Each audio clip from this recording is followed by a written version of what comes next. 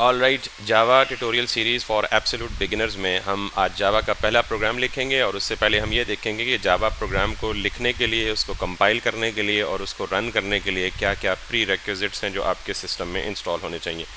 So let's get started with the first thing. आपने सबसे पहले जावा को या जावा प्रोग्राम को रन करने के लिए, चलाने के लिए आपको कुछ चीज़ें इंस्टॉल करने की ज़रूरत है। मैं सबसे पहले यहाँ पे गूगल क्रोम या कोई भी आपका पसंद का ब्राउज़र है उसे ओपन कर लें और ओपन करने के बाद जावा प्रोग्राम को लिखने के लिए, उसे कंपाइल करने के लिए और उसे एग्जीक्यूट करने के लिए आपको एक टूल रिक्वायर्ड है जो आपके सिस्टम में पहले इंस्टॉल होना चाहिए। So just make sure go to the Google and write the JDK download.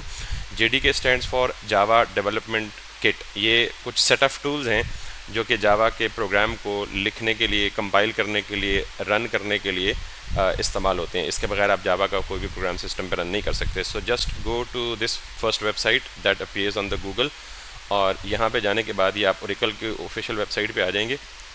यहाँ पे जाने के बाद जावा का जो भी लेटेस्ट JDK है, इस वक्त जब मैं ये वीडियो रिकॉर्ड कर रहा हूँ तो JDK 24 इसका जो वर्जन है वो अवेलेबल है और यहाँ से आप JDK 24, अगर आप कोई भी पिछला वर्जन करना चाहेंगे यानी उसको भी आप कर सकते हैं, but I recommend you always go for the latest one. And then उससे नीचे आप आएंगे तो 3 ऑपरेटिंग सिस्टम्स हैं। आप किस ऑपरेटिंग सिस्टम के लिए JDK इंस्टॉल करना चाहते हैं? बाय डिफ़ॉल्ट ये लिनक्स सेलेक्टेड है। आप मैक ओएस पे हैं तो मैक ओएस के लिए कर सकते हैं। मैं विंडो पे हूँ इस वक्त तो मैं विंडोज़ को सेलेक्ट करूँगा। So I am going for the x64 installer और यहाँ पे आप इस लिंक पे क्लिक करेंगे तो ये आपको 205 MB की फ़ाइल है JDK की, इसे आप डाउनलोड कर लेंगे। मेरा ये डाउनलोड हो चुका है। मैं आपको दिखाता हूँ कि आपको इस तरह की एक्जी फ़ाइल मिलेगी, यानी सिंपल एक्जी फ़ाइल। आप इसे डबल क्लिक करेंगे। ओके, मेरा ये इंस्टॉलेशन विजिट स्टार्ट हो चुका है। सो मैं यहाँ पे नेक्स्ट करता हूँ इसको। अगेन आपको किसी ऑप्शन को छेड़ने की सच ज़रूरत नहीं है, just go with all the default options. So once it is installed तो आपको इस तरह का सक्सेस का मैसेज देगा, Java SC Development Kit 24.0.1 64-bit successfully installed. So after the installation what you have to do is कि आपने दोबारा कमांड प्रॉम्प्ट में आना है। चूँकि मेरा Java ऑलरेडी इंस्टॉल था तो आप सिर्फ Java लिखेंगे तब भी इसकी वेरिफिकेशन हो जाएगी कि इंस्टॉल्ड है या नहीं है। तो मैं यहाँ पे CLS करके स्क्रीन क्लियर कर देता हूँ। दूसरा ऑप्शन ये है कि आप Java लिखें और Java के साथ 2 दफ़ा यानी हाइफन लिखें और देन इसका वर्जन लिखें तो आपको ये भी कंफर्मेशन कर देगा। अगर ये कमांड आपका कोई एरर दे तो इसका मतलब है आपकी जावा की इंस्टॉलेशन सक्सेसफुल नहीं हुई, यानी JDK की इंस्टॉलेशन सक्सेसफुल नहीं हुई। और अगर आपको ये इस तरह की लाइन दे दे जावा 24.0.1 और इसके बाद जो भी कुछ डेट वगैरह लिखे तो इसका मतलब है कि आपने जावा का जो लेटेस्ट SDK है वो इंस्टॉल कर लिया। सो और all set to actually go and start writing your first Java program. So अगला काम आपको ये करना है, सिंपली इसे मिनिमाइज़ करें।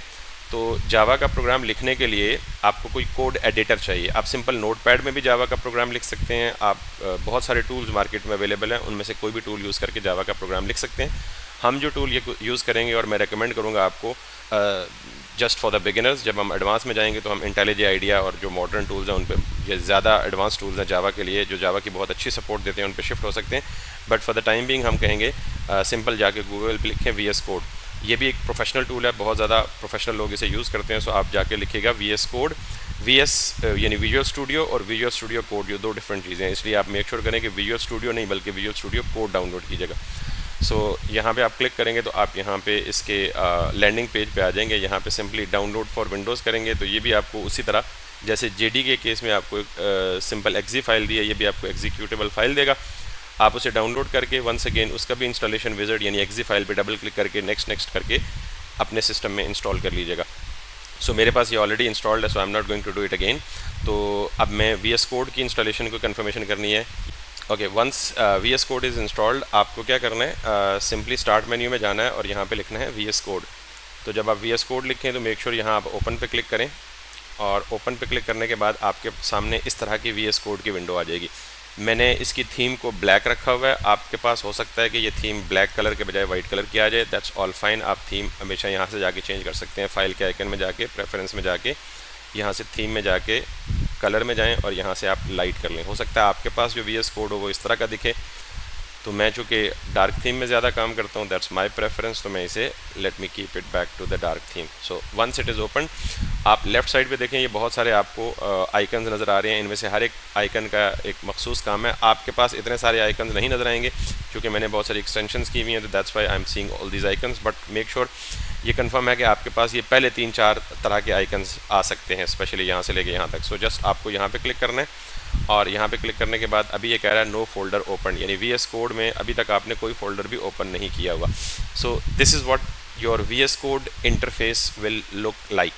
तो अब आपको क्या करना है, सिंपली इसको मिनिमाइज़ कर देना है और जावा का फर्स्ट प्रोग्राम लिखने के लिए आपको एक नया फोल्डर क्रिएट करना है। और नया फोल्डर क्रिएट करने के आप कहीं भी कर सकते हैं, C ड्राइव में, D ड्राइव में, E ड्राइव में। So I am going to create that new folder on the desktop. So मैं यहाँ पे इसे सिंपली जावा नाम दे दूँ। आप इस फोल्डर को कोई भी नाम दे सकते हैं, दैट्स एब्सोल्युटली फाइन। लेकिन मेक श्योर जब भी आप जावा का प्रोग्राम लिखें तो आप एक नया फोल्डर क्रिएट कर लें, ताकि अगर आप फ्यूचर में, अभी तो आप हम एक ही क्लास लिखेंगे या एक ही फाइल बनाएंगे, अगर फ्यूचर में हमें किसी प्रोजेक्ट के लिए एक से ज़्यादा फाइल्स बनाने की ज़रूरत पड़ती है तो we will keep all those files inside the same folder. So अब मुझे नेक्स्ट स्टेप ये है कि ये जावा का फोल्डर VS कोड में ओपन करना है, ताकि मैं एक नई फाइल क्रिएट करके जावा का पहला प्रोग्राम लिख सकूँ। So what I have to do is कि मुझे यहाँ ओपन फोल्डर पे क्लिक करना है। अगर आपको ये नज़र ना आ रहा हो साइड पैनल या एक्सप्लोरर, तो आप सिंपली इसको क्लिक करके इसे कोलैप्स और एक्सपैंड कर सकते हैं। So just click on the open folder and navigate to the path where you have actually created that folder. मैंने वो फोल्डर डेस्कटॉप पे क्रिएट किया, आपके केस में वो C, D, E ड्राइव में या माई डॉक्यूमेंट्स में या कहीं भी क्रिएट हो सकता है। सो आप सिंपली यहाँ से नेविगेट करें और उस फोल्डर को क्लिक कर लें जिसको आपने अभी क्रिएट किया है, जावा। सेलेक्ट फोल्डर पे क्लिक करें। अब आपके यहाँ पैनल पे वो फोल्डर ओपन हो जाएगा जिसकी इंडिकेशन यहाँ पे आपको मिल रही है। ठीक, so let me close this extra thing that is not required for you. So अब मुझे यहाँ पे जावा की पहली फाइल बनानी है। क्योंकि मुझे जावा का फर्स्ट प्रोग्राम लिखना है, तो obviously in order to write a program मुझे एक जावा फाइल क्रिएट करनी है। Java file is nothing, simply आप यहाँ पे जाएं और एक न्यू फाइल, इस क्रिएट न्यू फाइल के आइकन पे क्लिक करें। तो यहाँ पे आपने जावा का जो फर्स्ट प्रोग्राम लिखना है उसे आप कोई भी नाम दे सकते हैं। सो मैं यहाँ पे सिंपली फर्स्ट लिखता हूँ या फर्स्ट प्रोग्राम लिखता हूँ पूरा। और ये याद रखिएगा कि फ़ाइल का नाम कुछ भी हो सकता है, लेकिन डॉट के बाद आप डॉट जावा लिखेंगे तो ये रिकग्नाइज़ करेगा, या ये इसको हम फाइल एक्सटेंशन बोलते हैं। Anything that you right after the dot, तो उसको हम कहते हैं ये फाइल की एक्सटेंशन। बेसिकली फ़ाइल किस टाइप की है, यानी ये वैलिड जावा फाइल है या नहीं है, उसकी पहचान इस एक्सटेंशन से होती है। So don't forget to actually write this extension along with the file name, otherwise it will not recognized. So अब ये इसने एक कॉफ़ी का निशान बना लिया, इसका मतलब ये मैंने यहाँ पे VS कोड में कोई एक्सटेंशन की हुई है, तो इसलिए मुझे कॉफ़ी का सिंबल दिखा रहा है। आपके केस में ये सिंपल यहाँ कोई आइकन नहीं आ सकता, but that is still fine. Once I press enter, तो जो फाइल मेरी क्रिएट हुई है वो राइट साइड पे यहाँ पे ओपन भी हो गई है। Got it. सो नाउ अब मैं इस पोजीशन में हूँ फाइनली कि मैं जावा का पहला प्रोग्राम लिख लूँ। अच्छा, जावा के प्रोग्राम लिखने के लिए जैसे हम C++ में या C में या किसी भी प्रोग्रामिंग लैंग्वेज में कोई प्रोग्राम लिखते हैं, तो हमें पहला कोई प्रोग्राम का कोई एंट्री पॉइंट होता है जहाँ से हमारे प्रोग्राम की एग्जीक्यूशन स्टार्ट होना होता है। So I am going to write the first few lines, जिनको अभी के लिए फॉर द स्टार्ट आपने एज इट इज़ याद रख लेना है, काइंड ऑफ लाइक, या आप इंटरनेट से या ChatGPT से कॉपी करके जो first basic structure of the Java programme है ना, वो आप एज इट इज़ लिख देंगे। अभी आपको मुकम्मल समझ नहीं आएगा, but once we get into the Java in detail, especially when we will talk about the classes in Java, तब आपको ये पूरी चीज़ समझ आएगी। तो सबसे पहले आपको क्या करना है, सिंपली क्लास लिखने के लिए ये जो मैं लिखूंगा वर्ड्स, ये लाजमी है, ये आपको लिखने ही लिखने हैं। सो मेरे पास चूँकि AI टूल एक इंस्टॉल्ड है, तो मुझे ऑटो सजेशन दे रहा है, but don't focus on the auto suggestions. आपने कोई एक्सटेंशन नहीं की होगी तो आपको मे बी ये सजेशन नहीं आएंगी। सो मैं यहाँ पे मैनुअली लिखूँगा पब्लिक, और फिर लिखूँगा क्लास, और फिर कोई भी क्लास का नेम, लेकिन मेक श्योर करें कि क्लास नेम वही दें जो आपने फाइल का नेम रखा हुआ है। और ये जावा केस सेंसिटिव है। देखिए, अगर मैंने यहाँ F कैपिटल लिखा है और P कैपिटल लिखा है, तो मैं एज इट इज़ क्लास का नाम भी यही लिखूँगा। ठीक है। सो मैं यहाँ पे लिखूँगा फर्स्ट प्रोग्राम, और उसके बाद मैं ओपनिंग एंड क्लोजिंग जो करली ब्रैकेट्स हैं वो लिखूँगा। जावा की वैलिड क्लास लिखने का जो सेंटेक्स है वो यही है कि आप सिंपली पहले कोई भी एक्सेस मॉडिफायर लिखेंगे। बाय द वे, जो पब्लिक मैंने लिखा है ना, यहाँ पब्लिक हो सकता है, प्राइवेट हो सकता है, प्रोटेक्टेड हो सकता है, लेकिन वंस अगेन इन सारी चीज़ों का क्या मतलब है ये हम बाद में देखेंगे, क्लियरली डिटेल के साथ पढ़ेंगे। बट अभी आप देख लें कि अभी सिंपली पब्लिक लिखें, क्लास लिखें, और क्लास के बाद आपने क्लास का कोई भी नाम दे सकते हैं। ये नाम आपकी चॉइस का हो सकता है, लेकिन प्रेफरेबली वही नाम दें जो आपने फाइल का नेम रखा है विदाउट दी एक्सटेंशन। यहाँ मैंने फर्स्ट प्रोग्राम डॉट जावा लिखा है, तो यहाँ मैं सिर्फ फर्स्ट प्रोग्राम लिखूँगा। एक्सटेंशन सिर्फ फाइल नेम में रिक्वायर्ड होती है।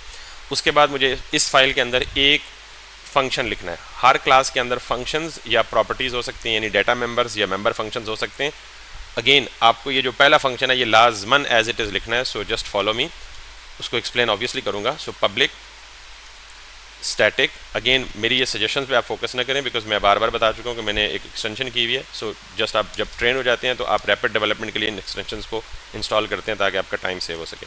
So public static wide main, और उस मेन के बाद आपने इस फंक्शन की भी एक बॉडी लिखनी है। ये अगर आपने कोई भी प्रोग्रामिंग लैंग्वेज इससे पहले पढ़ी है तो this is nothing but just a function.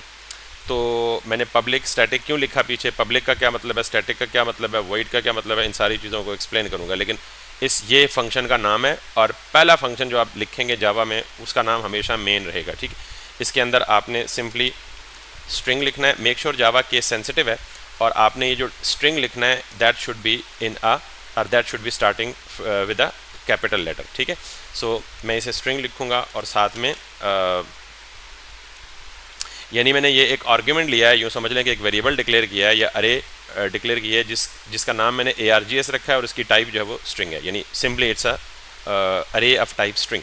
अगर आपको अरे का पता है, अगर नहीं पता तो स्टिल मैंने कहा है कि आप इसको एज इट इज़ याद रख लें। एंड देन आपको फर्स्ट लाइन लिखनी है विच इज़ system.out.println।